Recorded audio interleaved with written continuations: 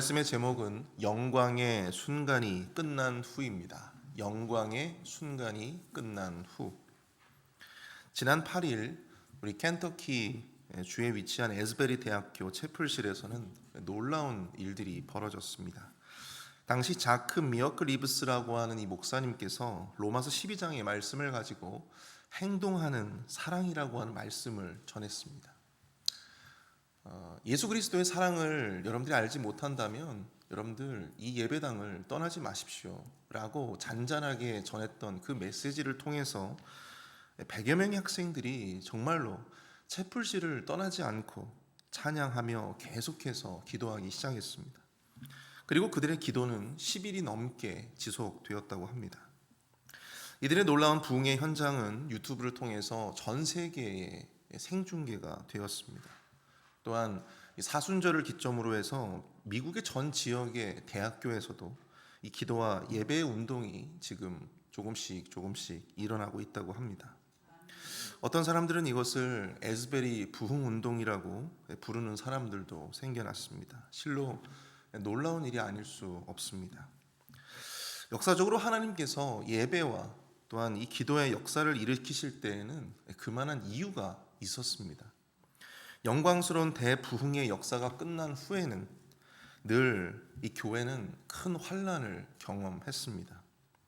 예루살렘 교회의 부흥, 또 우리나라에 있었던 평양 대부흥운동, 또 미국의 대각성운동, 이 모든 것들이 다 그러했습니다.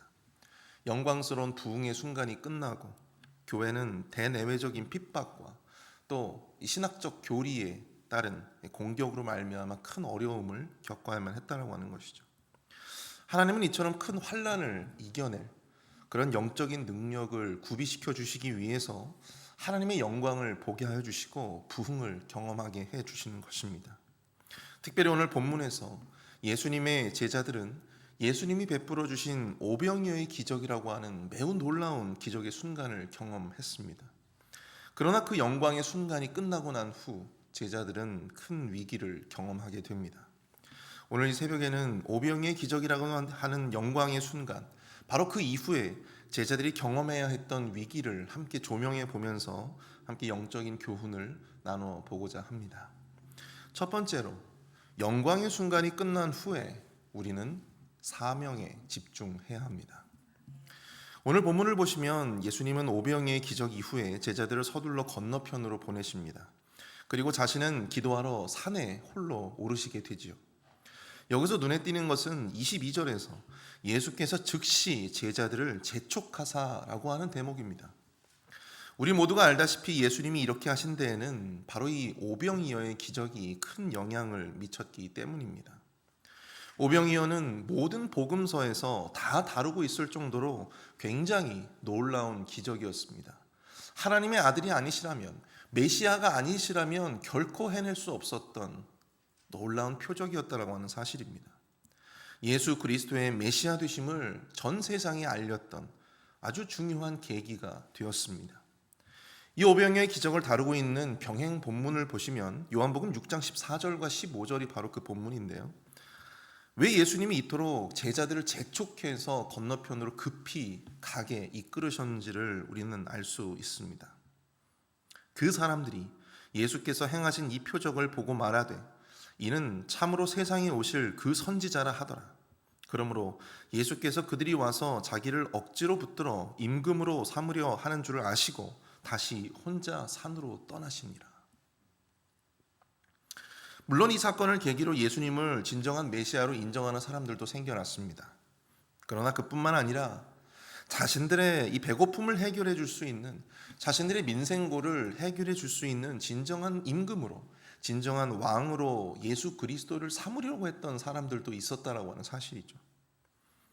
우린 말씀을 통해서 그럼에도 불구하고 그러한 사람들의 요청과 그런 사람들의 인기와 박수에도 불구하고 온전히 사명에 집중하시는 예수님의 모습을 보게 됩니다. 예수님은 그들의 인기와 박수에 연연해하지 않으십니다. 그들의 요청에 귀 기울이지 않으십니다. 오히려 그들을 멀리 보내십니다. 자신을 임금으로 삼고자 하는 자들, 예수님은 과감히 그들의 자리로 돌려 보내십니다. 왜 그랬을까요? 바로 사명 때문입니다. 예수님께는 아직도 복음을 전해야 할 곳이 많이 남아 있었습니다. 영광의 순간, 바로 그 영광의 자리에서 그것을 누리며 취해 있을 그런 여유가 없었다라고 하는 사실이죠. 그래서 그 영광의 순간을 뒤로하고 예수님은 자신에게 남겨진 사명에 집중하시면서 기도하러 그 현장을, 바로 그 사명의 현장을 가기 위한 준비를 하시게 되는 것입니다. 아울러 제자들을 재촉해서 서둘러 건너편으로 보내신 것도 바로 예수님의 이러한 마음이, 이러한 뜻이 반영된 그러한 행동으로 봐야 하는 것이죠. 예전에 기회가 되어서 총회 공과를 제가 집필한 적이 있었습니다. 전체를 집필한 것은 아니고 몇 개의 과를, 저에게 할당된 분량을 집필한 적이 있었는데요. 그래서 여름 성경학교, 여러분들 한국에 여름 성경학교가 있는 거 아시죠? 여기에는 VBS라고 하는 것이 있는데 한국에는 여름 성경학교가 있습니다. 근데 여름 성경학교를 하게 되면은 여름 성경학교를 하기 전에 노회별로 노회 강습회라고 하는 것을 하게 됩니다. 여러분 참석해 본 적 계신가요? 없어요? 노회 강습회 강사로 몇 개 교회에서 섬길 수가 있었습니다. 그런데 강사가 되어 보니까 너무 좋더라고요. 강사로서 대접받는 것도 너무 좋고, 또 강의가 좋았다고 칭찬해 주시고 박수 쳐 주시는 분들도 좋고, 또 그들의 말도 너무 좋았습니다. 그리고 강습회 강사라고 하는 타이틀을 가진 이 목사라고 불리는 것도 참 좋았습니다. 그런데 참 무서운 것이요, 여름 성경학교가 끝나고 이 모든 여름 사역들이 마치고 그 시즌이 끝나고 나면 저의 본래 이제 사역의 자리로 돌아와야 했습니다. 사역의 자리로 돌아와서 한동안 큰 슬럼프를 경험해야만 했습니다. 저도 모르게 그 강사라고 하는 바로 그 영광의 자리에서 저는 계속해서 그 영광이 여전히 취해 있었다고 하는 것이죠. 그 경험을 통해서 저는 확실하게 깨달았습니다. 하나님의 사람에게 영광의 순간을 뒤로하고 사명에 집중하는 것, 자기의 본연의 사명에 집중하고 돌아오는 것이 얼마나 어렵고 힘든 것인지를 저는 그때 깨달았습니다. 영광의 순간을 누리고 싶어하는 것이 목회자인 저도 그러할진데 우리 모든 그리스도인들 삶에서 하나님의 큰 쓰임을 받고 또 삶에서 하나님의 영광을 경험하고 난 이후에 여러분, 우리가 그 자리를 떠나서 우리의 삶의 사명의 자리로 돌아오는 것이 얼마나 힘든 것인지를 저는 너무나도 잘 알고 있습니다. 그럼에도 불구하고 우리는 영광의 순간이 끝난 우리의 사명에 집중해야 합니다. 우리가 돌아와야 할 바로 그 자리에, 그 시간에 우리는 돌아와야 하는 것입니다. 그 영광에 취해서 그것만을 쫓고자 하는 것은 결코 하나님의 뜻이 아닙니다. 주님의 임재를 느끼고 예배당에서 예배하는 것이 너무나 좋으십니까? 그렇다고 해서 우리가 예배당에 온전히 살 수만은 없습니다. 그 영광의 부흥을 경험하는 것은 우리에게 더 없는 축복이나, 그러나 기억하십시오. 예수님은 변화산에서 텐트를 치고 거기서 살지 않으셨습니다. 거기에 영원히 머물지 않으셨어요. 베드로는 그 영광에 취해서 거기에 초막을 짓고 살고자 했지만 예수님은 그러지 않으셨습니다. 왜 그러셨을까요? 예수님께는 아직도 전해야 할 복음의 사람들, 아직도 전해야 할 복음의 자리가 남아 있었기 때문입니다. 우리에게는 예배의 영광만을 쫓으며 예배당 안에서만 머무를 수가 없습니다. 말씀의 은혜가 좋다고 그 말씀만 들으면서 교회에서 살 수는 없는 것입니다. 우리에게는 하나님이 기대하시는 우리들만의 사명이 있습니다. 교회에서 혹은 가정에서 혹은 직장에서 하나님의 그리스도인으로서, 그리스도의 제자로서 우리가 마땅히 감당해야 할 바로 그러한 사명이 우리에게 존재하고 있다고 하는 것이죠. 그리고 우리가 경험한 그 하나님의 영광을 능력으로 삼아서 그 사명을 더욱더 빛나게 우리는 감당할 수 있어야 하는 것입니다. 사람들의 인기와 박수에만 취해서 여러분들 그 자리에만 머무르려고 하지 마십시오. 우리가 잘하는 것만 그렇게 골라서 하려고 하지 마십시오. 오히려 우리가 마땅히 도전해야 할 우리의 사명의 자리로 가야 될 줄로 믿습니다. 사람들의 무시와 질시 그리고 반대와 배척이 일단 하더라도 우리는 마땅히 우리가 감당해야 할 그 자리, 바로 그 사명의 자리로 나아가야 하는 것입니다. 여러분의 과연 그 자리는 무엇입니까? 여러분의 그 자리는 과연 어디입니까? 주님이 주시는 능력으로 말미암아 그 사명을 온전히 붙드시는 저와 여러분들이 될 수 있기를 축복합니다. 두 번째로, 영광의 순간이 끝난 후에 우리는 영적 교만을 멀리 해야 한다라고 하는 것입니다. 예수님의 재촉으로 말미암아 서둘러 배를 탔던 제자들에게 큰 위기가 찾아오게 됩니다. 24절을 보시면 바람이 거스름으로 물결로 말미암아 고난을 당하더라고 말씀하고 있습니다. 제자들 가운데 상당수가 이 갈릴리 호수에 익숙한 뱃사람들이었어요. 어부들이었습니다. 그럼에도 불구하고 밤 사경, 그러니까 새벽 3시부터 6시 사이까지 거의 밤을 꼴딱 세우기까지 겨우 3마일 정도밖에 가지 못했다라고 하는 것이죠. 이것을 보면 이날의 바람이 얼마나 거세고 또 얼마나 그 물결이, 그 파도가 일렁이었는지 우린 너무나도 잘 알게 되어집니다. 근데 여기서 주목해야 될 것은 그 어디에도, 그 어느 누구도 예수님의 이름을 부르거나 기도했다라고 하는 말씀이 등장하고 있지 않다라고 하는 것이죠. 그들은 그들이 뱃사람으로서 아는 지식과 능력으로 그 고난을 이겨내 보려고 노력할 뿐이었습니다. 저는 제자들의 이런 모습을 통해서 제자들이 마주하고 있는 정말 더 큰 위기가 무엇인가? 제자들은 어쩌면 거센 바람과 또 일렁이는 이 물결들이 자신의 큰 위기라고 생각되어질지 모르나 그들이 경험하고 있는 더 큰 위기는 바로 영적 교만의 위기였습니다. 그들은 이미 오병이어의 기적이라고 하는 엄청난 기적을 경험했어요. 예수님이 베푸신 놀라운 기적을 경험했습니다. 그럼에도 불구하고 그들은 위기의 순간에 예수님의 이름을 부르지 않습니다. 죽을 것 같은 위기와 고난을 당하고 있음에도 불구하고 여전히 그들은 예수 그리스도의 이름을 의지하기보다는 자신의 경험과 능력을 의지하고 있는 모습, 그 모습이 너무나도 어리석어 보입니다. 사랑하는 성도 여러분, 그들 앞에 놓여져 있는 바람과 물결이 위기가 아닙니다. 오히려 위기와 고난의 순간에 하나님을 의지하지 못하고 하나님의 이름을 부르지 못하는 바로 그들의 영적인 상태, 바로 그들의 그 영적인 상태가 진정한 그들에게 큰 위기였다라고 하는 사실이죠. 우리가 예수님을 의지해야 하는 것을 아는 것과 실제로 예수님을 의지하는 것은 전혀 다른 문제다라고 하는 것입니다. 우리가 예수님을 의지해야 하는 것을 아는 것, 우리는 그것을 믿음으로 착각합니다. 우리는 그것을 신앙이라고 생각합니다. 그러나 그것은 정말 큰 착각입니다. 예수님을 의지해야 한다는 것을 아는 것과 예수 그리스도를 실제로 의지하는 것은 전혀 다른 것이에요. 여러분, 그건 믿음이 아닙니다. 한낱 지식일 뿐입니다. 믿음은 이 위기의 순간에 예수님의 이름을 부르고 그분을 의지하는 것입니다. 오늘날에도 이런 사람들이 얼마나 많이 있는지 알 수 없습니다. 우리가 예배 때 말씀을 듣고 찬양을 하면 하나님 앞에 큰 은혜를 받으시는데 실제 삶의 현장에서 정말 기도가 필요한 그 순간에는 기도하지 못하는 사람들이 너무나도 많다라고 하는 사실이죠. 예수님의 이름을 부르지 못하는 것입니다. 여전히 그저 자신의 힘으로 그 힘든 상황을 꾸역꾸역 감당하고 있는 그런 안타까운 신앙인들이 우리 주변에 너무나 많이 있습니다. 기도할 때는 세상이 떠나가라 할 정도로 열정적으로 하나님 앞에 기도하는데 정말 중요한 순간에, 정말 기도가 필요한 그 순간에는 기도하지 않는 사람들, 바로 그것이 영적인 교만이다라고 하는 것입니다. 오늘 본문 26절을 보시면 제자들의 영적인 상태를 가늠할 수 있는 대목이 나옵니다. 제자들이 그가 바다 위로 걸어오심을 보고 놀라 유령이라 하며 무서워하여 소리 지르고는, 바다를 걸어오시는 예수님을 보고도 유령으로 착각했던 제자들의 모습, 그들의 영적인 상태가 얼마나 무지하고 또 얼마나 둔감했는지를 깨닫게 됩니다. 설마 예수님이 바다를 걸어오실 수 있을까? 바로 그들의 마음이 투영된 표현이라고 할 수가 있는 것이죠.